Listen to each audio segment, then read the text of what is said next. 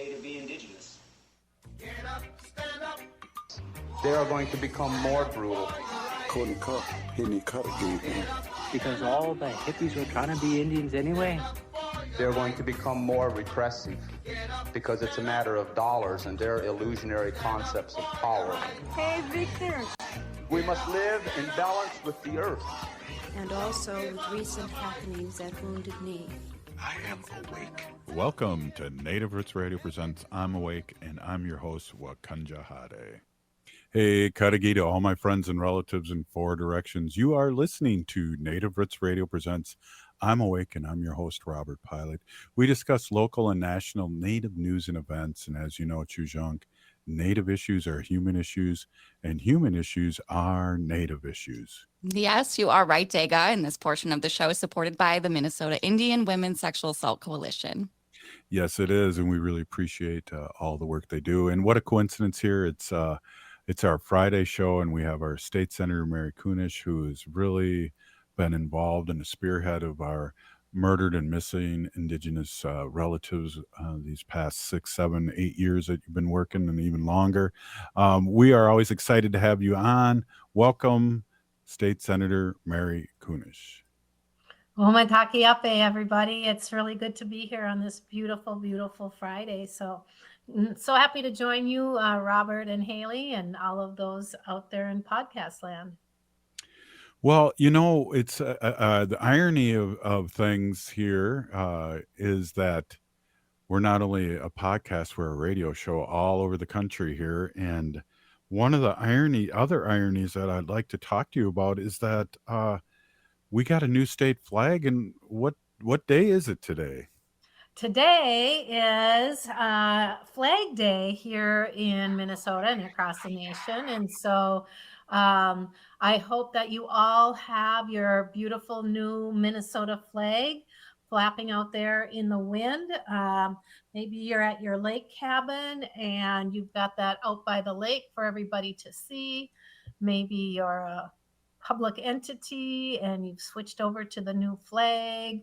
Wherever you are, I hope you've embraced that our beautiful new state flag. And I was really happy to be the author of that bill in the Senate. Yeah, and we're proud to know you and proud to know that process. Just to buzz over that process again, because it was very intense process and a lot of people giving flag designs and on. And it wasn't just something that willy-nilly you guys thought of. No, not at all. It came to my attention when I was in the Minnesota House. I served there for 4 years before I joined the Senate. And there were two of my legislative partners who were working on this or had been working on it. Peter Fisher, who is a state rep in St. Paul, had a young man that really was eager to get a new flag in. And so he was championing the flag over in the House, a new flag. And then the other is State Representative Mike Freiberg was championing a new state seal. And I sat next to one in back of the other, and they both are like, hey, you want to get in on this? And once I heard that was even an option, because I was a pretty new legislator, I'm like, yeah, heck yeah, let's do this. The flag that we had did not follow good vexillology guidelines. Good vexillology guidelines are, no more than 3 colors, very simple design, a design that a third grader could, reproduce for a state report. And so we started a couple years ago on this, and it was just this past year that we were, not this year, not 2024, but 2023, we were able to pass it. And we created a task force that, we all got grounded in what is a good flag, what is not good about our flag, and the inappropriate kind of racist attitude towards Indigenous people, the Native people here in Minnesota needed to go. And we talked about it a lot. These were all public meetings throughout all of last summer. And then we had experts come in and talk to us about it. Then we opened it up to the public and said, send us your ideas, And I have this spreadsheet that has thousands and thousands of entries that were submitted. Some of them came with explanations, some needed none, some just sent a good picture of their dog. The loon was a really popular one, but it was interesting during the discussion. One of our Republican members on the task force who lives in southern Minnesota said, why would we put a loon? I've never seen a loon. I've never heard a loon. Loons do not represent southern Minnesota, yet the loon is our state flag. But people had a lot of fun with the loon and the depictions, and we finally settled on kind of a conglomeration of a couple of items on the flag. So to the left, there's a dark blue, almost, it looks like a K, a full K, but it's sort of representative of the shape of Minnesota, with an 8-pointed star on it, a white one, that represents the North Star. But there's a lot of cultural connotation, not just for Indigenous people, but for, that was a symbol that we would see on flags for the Underground Railroad for slaves that were escaping from the South to the North, and other cultures used that. And then to the left is a light blue that represents the sky and the water, where that land of 10,000 lakes, pristine sky. So that was the one that we settled on, and went through the whole process and figured that out, and came to a conclusion. We also have a new state seal that has all the state things in it, but in a really peaceful way. It has the wild rice, which is our state grain. It has the loon, it has the trees, it has the water, it has the star. It's really a lovely seal, and I think we can be proud of both that flag and the state seal. I'm seeing quite a few in my neighborhood of the new flags, and I always bring this up when we talk deep about it, because I know the city of Madison had a flag change, and the weirdest thing is, I know the brothers that did it in the 50s marched in the same drum and bugle corps, the Madison Scouts, and they designed the city flag, but it had like native designs that were from like the Southeast natives. And so they changed it. But our friend Arvina Martin, who was the first city council, Native American city council member in Madison, went through almost the same process as you did, and she had nothing but good things to say about our new flag when it came out. So that was really cool to hear. Yeah. I mean, a lot of people have strong opinions on it. I'm not going to lie. That was not like, it morphed into a beautiful flag, and I'm really proud of it, and I support it 150%. But if, early on, if I had to pick a flag, I would have picked a different one and maybe added some of these things into it. But yeah, people have really strong opinions still on this, and that's okay. Yeah. I was in a parade the other night, and there were our vehicle and other vehicles were sporting the new flag. And then our GOP counterparts, of course, had the old flag. And somebody's like, "Ooh, aren't you upset? Aren't you mad?" I'm like, you know what? It's not that big a deal to me. If that's what speaks to you, that speaks to you. But this isn't something that we're going to shove down anybody's throat. And hopefully over time, they'll realize that, it's time to embrace our new flag and join the rest of us. As always, what a great attitude you have, State Senator. I wish I could be half the tolerant person that you are, and I really appreciate that. Hey, we're here with State Senator Mary Kunesh from the great state of Minnesota, and this is Native Roots Radio presents I'm Awake.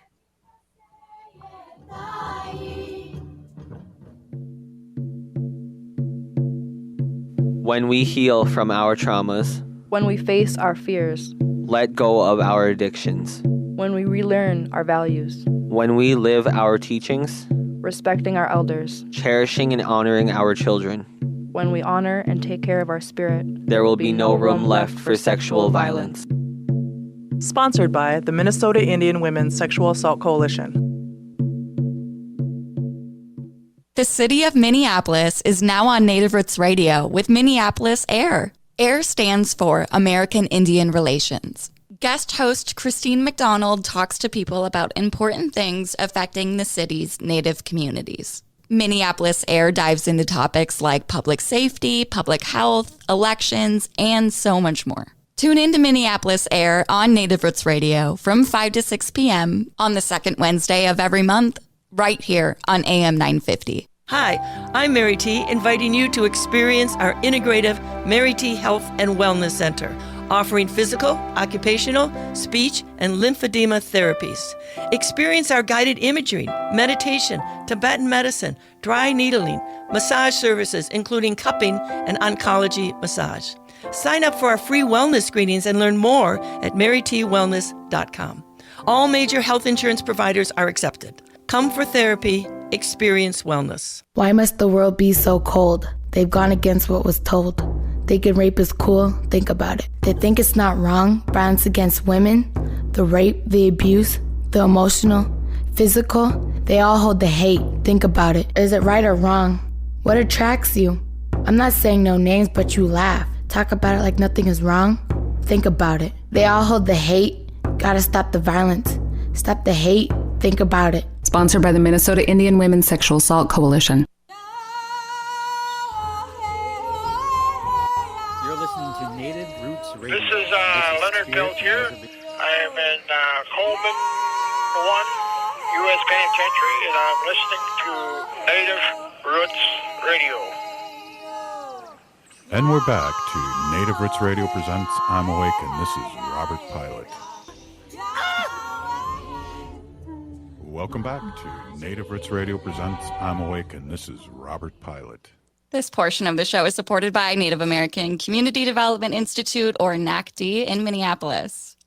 You know, it's funny. I hear laughter in that. I think when we asked him to do that was a few years ago when Dallas Goldtooth was on the show. And I think I hear myself laughing every time, and that makes 100%. Me laugh every time. Same. I every time I get the biggest smile and laugh to myself. It's just like, I want to just go back and rewatch that whole series again. It was just so phenomenal. Just, I mean, there's still things I'm kind of pondering and thinking about, but like Dear Woman and the prison scene when she went to visit her mom. Yeah, her aunt. Daniel's mom. Yeah, those are a couple of the episodes, or the hunting when she went hunting with her auntie. Yeah, I mean, those are some of the things that just really have stuck with me and come to mind every so often. So I really do want to get back and rewatch that whole series. Well, did you ever remember that episode where Cheese was put into like a home for kids? Yes. So you know who wrote that? Bobby Wilson. He wrote that whole, and well, he came from Enda Young. He was he stayed there at Enda Young when he was young, and he also worked there as at Enda Young as a young adult, and so that's where he met Dallas Goldtooth. They both worked at Enda Young, and so it was funny that he did that episode about Cheese being in like a wayward place for kids. Of all of them. Yeah. Who would end up in something like that. But wow, that's really cool. You know, and just to say, you know, kind of give kudos to the Anda Young Center here in the Twin Cities. What a phenomenal resource they are to our tribal community, both, you know, well, the youth, because there's the youth homeless shelter in St. Paul. Right. And somebody that I'm very close to lives there, and they take extreme good care of him. And then, of course, the adult one. But, you know, priceless, the work that they do. That's not easy work. And while it was humorous on Res Dogs in some ways, it was also very heartbreaking when Right. he had to deal with some really abrasive personalities. But then when you got to know why that young man was in that home and what they were working, once you know their story, Right. you can't blame them. You just can't blame them anymore. And they become so endearing. And I know that the staff at the Unda Young Centers here in the Twin Cities are just phenomenal, caring people. And I can't say enough good things about them. Yeah, really good point. One thing I want to tell you too, Mary, I know you weren't able to make it the night, and Sterling was talking about the character Uncle Brownie as being a takeoff of his father. His father lived out in the woods and did those things and buried things, and so he was. I have a sibling or two that I watched that. I'm like, oh my God, that's exactly right. Yes, very much so. Right, and the police officer was based on somebody, so it all all these people had to do with his coming to age, so to speak. And he talked about a story about shaking his mom taking him everywhere and shaking everyone's hand. You know how we do that. This is your relative. This is your cousin. These are all your cousins, that kind of thing.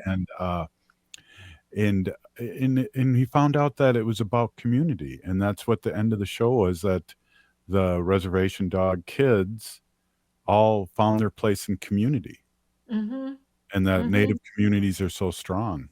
Yeah, they were working so hard to get the heck out of there, to find themselves or the meaning of their life.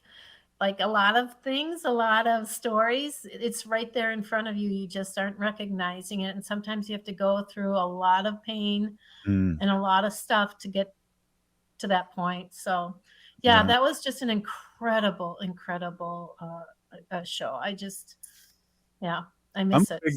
I'm a big fan of Ricky Gervais, and I don't know if you know, but he's a British comedian, and he did the original Office. And, that was based on the American model. And none of his series ever went longer than 3 years. He always stopped him when he was on top. And so I get what Reservation Dogs did. They finished their story, just 3 years, and they didn't want to become a character themselves. And I applaud that big time. Yeah. But you see, they really left us wanting more. That's all I can say. Maybe they'll come back with something or some spin-offs or, a powwow special. I don't know, but or a movie. Yeah. Oh gosh, yeah, that would be cool too. Yeah. Anyways, yeah, what a lucky time it was to have that. Just to say one thing about them and segue into something else. I know, like they'd wear stuff from people that we know, vendors like Land Back hats, and you're on Native, you saw a lot of familiar stuff, and it came out of Minnesota, and we have Land Back things happening here. We do. And sometimes I just am so surprised by how progressive Minnesota is on these issues. Not everybody is in favor of returning and restoring the lands to the indigenous people here in Minnesota. And we get pushback at the legislature, but we've been really, really fortunate. I was a little heartbroken today that I wasn't able to get down to the Upper Sioux agency, the Upper Sioux community, to go on a commemorative walk for the return of the sacred lands that we were able to get back to the Upper Sioux community last year. That was something that I worked on with Chair Jensvold, who has been a champion for the return of those lands. I think he said he'd been working on it for 18 years. Wow. It was just a really small piece of land that held significant historical and spiritual value to the Upper Sioux.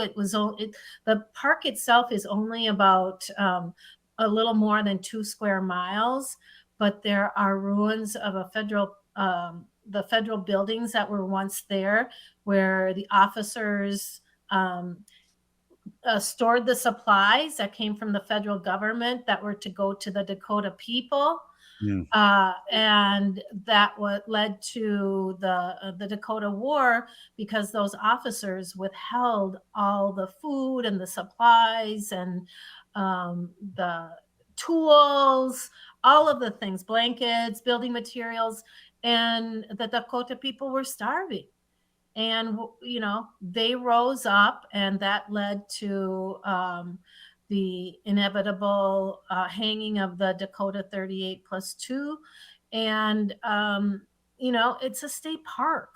That just does not make sense. I don't know how many communities are going to open up their cemeteries, take away the tombstones or whatever happened there, and turn it into a state park. And so it took Chair Jensvold 18 years, but he did it. We did it last year, and today was a walk for that commemoration. And there are a couple things that kept me close to home today instead of getting down there. But that is one of those pieces of success. We're also able this year to return a very small portion, but again, a very important, impactful piece of land to Mille Lacs, Band of Ojibwe, that had been in the works for a while. And then again, this session, we worked on 2 other big pieces of land return. One was Red Lake. I did this all day yesterday. Red Lake, they were cheated out of a portion of that lake, the shoreline, and exclusive rights to it. Not exclusive to keep just to the tribe, but they were that they would manage it. And that was a huge uproar during session when we introduced that piece of legislation. And then the other piece of legislation that I'm working on is the return of White Earth's, the White Earth State Park. Wow, that was removed. I mean, it's 100% encompassed in White Earth Reservation. Right. And it's timbered, so there's companies in there taking the timber, hauling it out of there, making money off of that, as is the DNR. There are licenses for fishing and hunting, ATV, all those sort of things. Those dollars that it generates, none of that money is going to the tribe. None of those dollars are going to the tribe. In fact, there's school trust lands in there that none of the money is going to the school children. And so those are some of the things that we were working on. But yesterday I was in a meeting all day, and maybe you'll give me time to talk about that because it's right down here on the mighty Mississippi River, Hennepin County, Minneapolis. Yeah, we will talk about that. Hey, this is Native Roots Radio presents I'm Awake, and we're here with State Senator Mary Kunesh and Haley Cherry, and we'll be right back after this short break. Stay with us. J&S Bean Factory is a Native-owned, community-supported, cozy, artsy coffee shop which offers roasted on-site beans, live music, and baked goods. Relax in the beautiful outside patio. City Pages writes, voted top 10 coffee shops. Tucked into a quiet corner of St. Paul's Highland Park neighborhood, this coffee shop roasts beans on-site from the best coffee-growing countries in the world. Located at 1518 Randolph Avenue, St. Paul. The good stuff. Minnesota has the only original wolf population in the continental United States. And 80% of Minnesotans believe the wolf should be protected. Howling for Wolves is asking Minnesotans to respect our true wildlife manager, the wolf. Their survival is critical to our ecosystems, our communities, and even our economy. As highly intelligent animals with strong social bonds, Minnesota wolves deserve to be protected and admired. Learn more at howlingforwolves.org. Let's live and let howl. With a look at your AM 950 weather, I'm Patrick Lilia. Clear tonight with a low of 64, then Saturday showers and thunderstorms likely with a high of 73. These heavy spring rains can cause damage to your home or property before you even notice. If you need help and don't know where to start, contact Chuck at Native Concrete and Masonry. Find more information at nativeconcretemasonry.com. Hi, this is Representative Sharice Davids from Kansas. I'm Ho Chunk, and you're listening to Native Roots Radio. And we're back to Native Roots Radio presents I'm Awake, and this is Robert Pilot. This portion of the show is supported by Native Concrete and Masonry, working with clients to design, perform, create, and accomplish. Check out their work at nativeconcretemasonry.com. We love those guys, and they do a great job, and they've been getting a lot of calls. So call up and support our Native businesses across the Twin Cities and Turtle Island. So we really appreciate their support. Say that again? Yeah. I said, I love that you do that. We need a professional depository of all these different services of Native folks who do the work that we can just dial into. Yeah, definitely. And at least get a bid for, if nothing else, and get a good price so we know where we're at. And I know they do a great job, and they've been around a long time, and they reached out to the nation to the radio show. I got mixed up on jobs there, State Senator. And here we are, and supporting each other as we should be as natives. But so there's we talk about pronouncing words and native words, and Bide Makaska took me a couple months to say, but you're working there's good things happening here on the Mississippi River. Yeah. Yes, here in Minneapolis, right downtown Minneapolis, there's a series of falls, and on those falls was built a lock and dam because we had so many granaries and so much business that came that flowed down up from barges in Minneapolis down to St. Paul and then further south, and the Army Corps of Engineers decided they didn't need to do the lock and dam anymore. There aren't barges and things going through there anymore. And so those pieces of land were just kind of sitting there. And there were some well-to-do, well-informed men who recognized that this was historic Dakota land, and specifically Paul Ralitz. He was an incredible man. He just passed in the last week or two, but he was like the most important piece of getting Owamini, Yamini, Ohokte Yapi. I'm still practicing that one. That was good. Thank you. And he was really instrumental in every stage of getting that lock and dam area, and then some of the land along the shoreline at St. Anthony Falls back to the Dakota people. And I'm really super fortunate to have been asked to be on that board. And so we spent an entire day yesterday down there looking at it, kind of dreaming about what we could do and what it could become. And, a lot of people don't know the history, and that the Dakota people were very much concentrated in this area. Right next to that lock and dam, and part of it, there used to be an island. It was called Spirit Island. It was a very sacred island.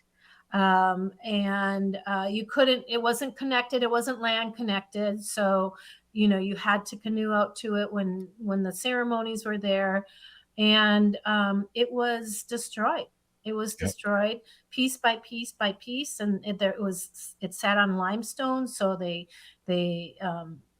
took all that limestone out and changed the trajectory of the water flow.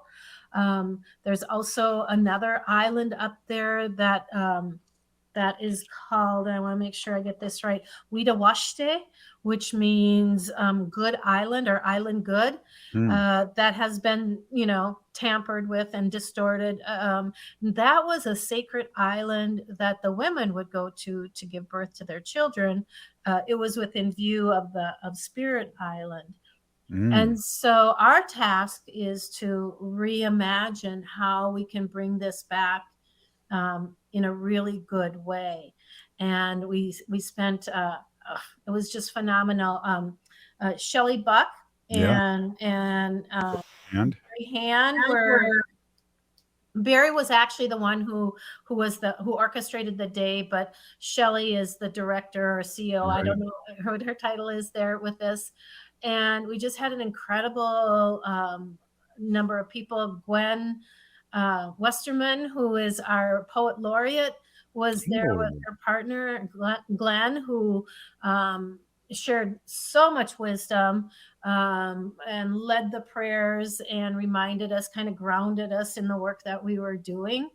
But it's just absolutely fascinating to be able to take this big chunk of concrete that restricts the water, right, and we can't destroy it, we can't get rid of it, okay, but how can we redo it so that it is a reminder of the original people, the Dakota people, and then also educate people on the history, but also what we are and where we are now as Dakota people, and then hopefully to preserve those areas, those really sacred areas for time to come. And those are the fascinating things that we're able to be working on here in Minnesota, and I'm just so thankful.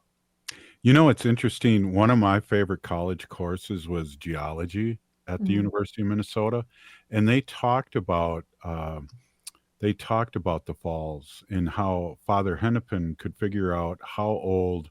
They found a prehistoric beaver there, and they could figure out by how the erosion of the falls, because it keeps pushing back, if they didn't it would keep moving back, and how they figured out the age. And it was really an interesting class. I would have liked to get dug deeper in that, the kind of the history of rocks and sediment and all those things. And I heard, and I don't know if this is true, so of course I'm going to tell it on a radio show all over the country, is that if we didn't have all the dredging, because they've been doing this for years, there's been commerce on the river, and now there's not commerce, and they close that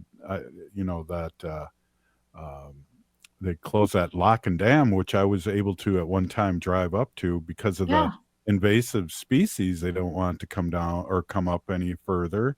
And also that there's no traffic there anymore, as you were saying earlier. And what's interesting is, if they stop dredging it out, they said that the river will go, this might be the misinformation, that the river would only be like about 12 inches deep if it wasn't messed with. I don't know if you've heard that, or maybe we should edit this out, Haley. No, I'm just kidding.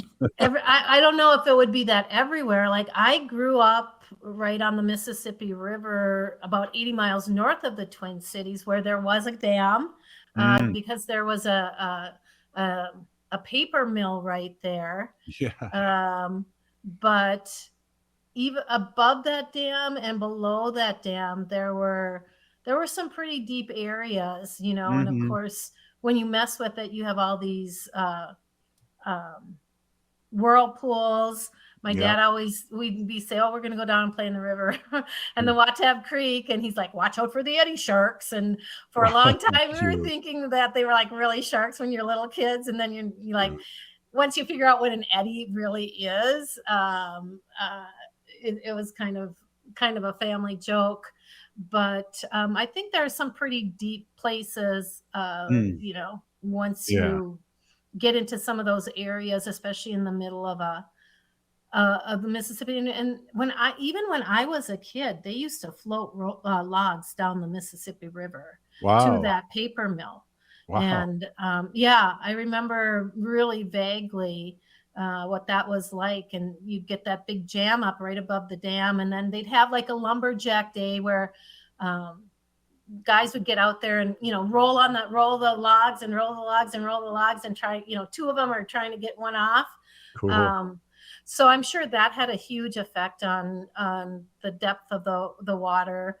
I'm sure there's lots of things. Yeah. You're absolutely right. And what's funny too, as you were speaking, I'm going, well, in downtown St. Paul, I know it's 40 feet deep there. So there's probably just parts would be a lot shallower. You're right.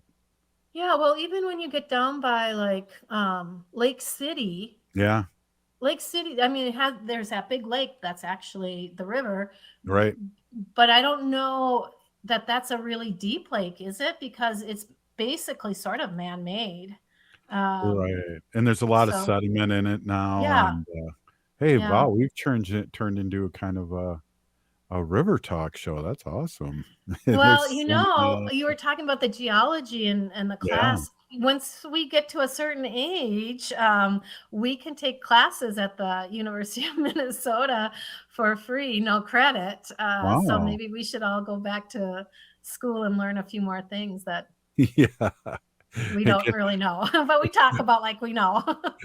Wow, that's right. Well, I did put a little disclaimer on that, and because I heard something like that, because I noticed that on the other side of the other lock in St. Paul, that we bring our pontoon over there, and it's pretty shallow now. And I know they used to have to dredge it out there for all the tugboats and towboats and barges.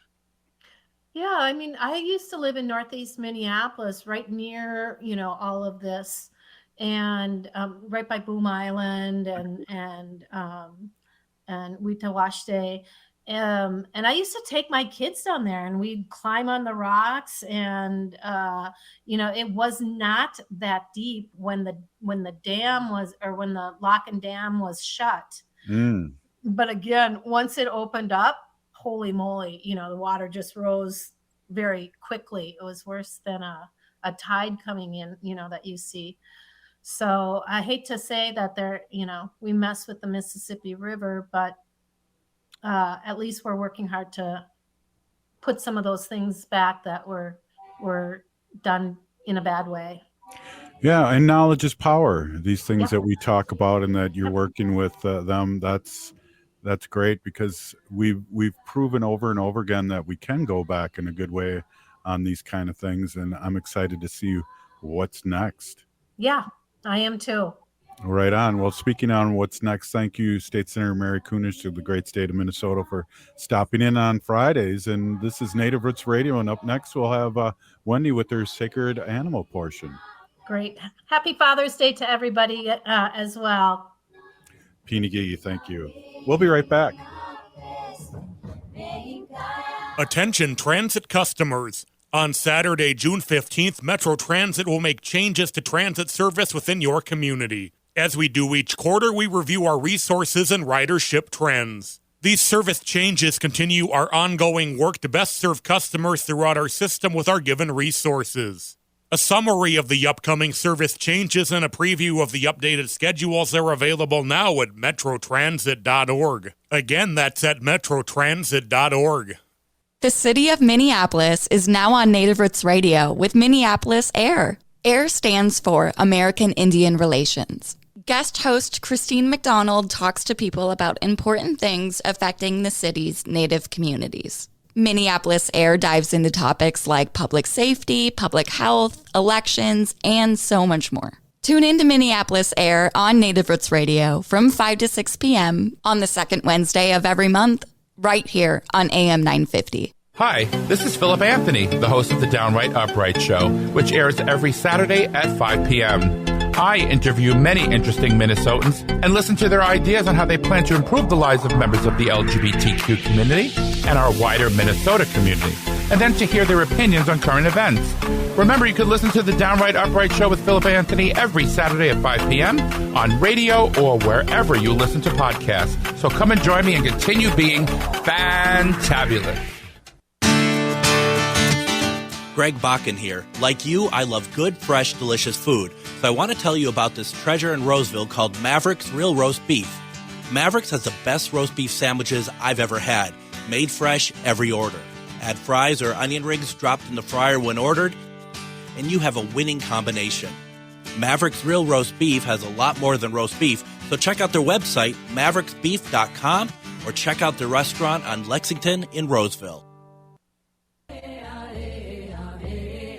Hi, I'm Jane Fonda, and you're listening to Native Roots Radio.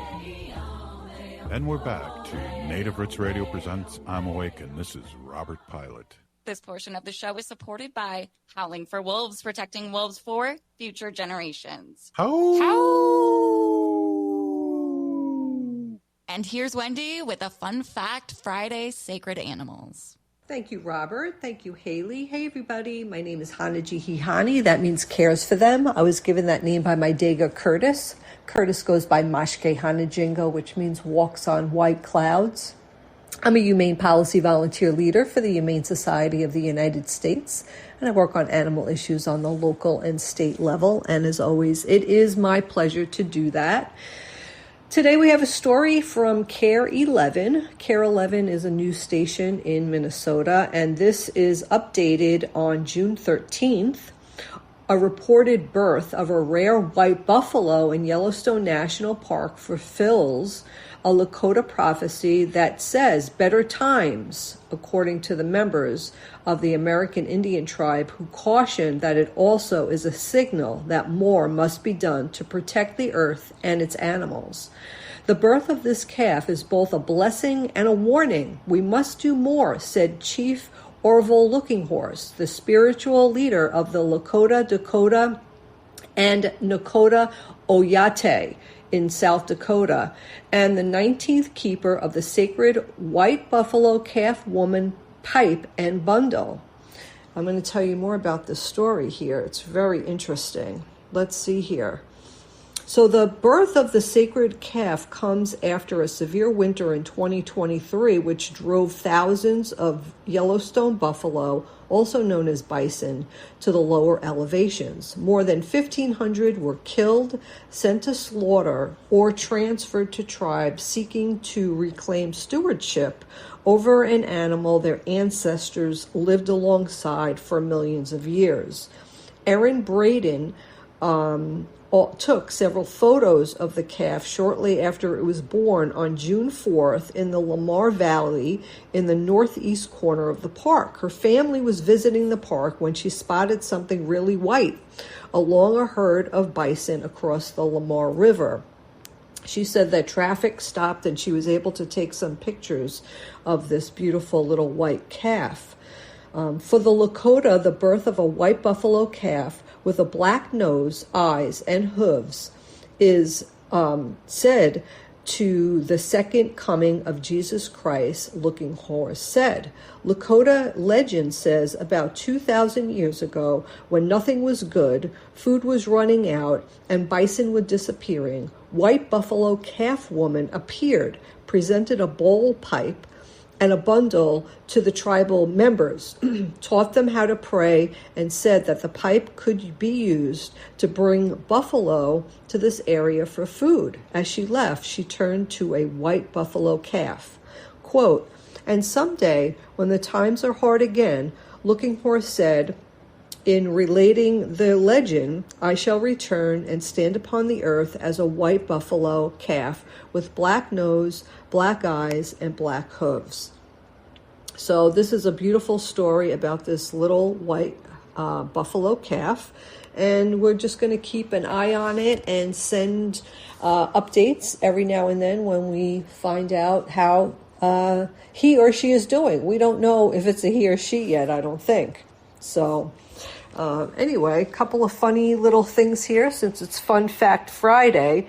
I've been collecting these little memes here and there, and I find them on Facebook and social media, and people are very clever who come up with these things. So just a little bit of backstory. You know, like when you're driving around and you see these billboards about lawyers, right? If you get into a car accident, call, blah, blah, blah, blah, blah. All those billboards that you see for lawyers for all kinds of different things. Well, here's one with a dog on the front of it. And it's one of those billboard posters. And it says on the top, "Did your human promise you a car ride and take you to the vet? You may be entitled to compensation. Do not sit, stay, and settle. Call us today to schedule your pro bono consultation." Established 2024. Sniffin', Lickum, and Stickum, law attorneys at law. I think that's really cute. Augie Esquire, founder and good boy. And it's a picture of a chihuahua, so that's pretty cute. Yeah, people are really clever. They come up with all these fun little things that I think is so funny.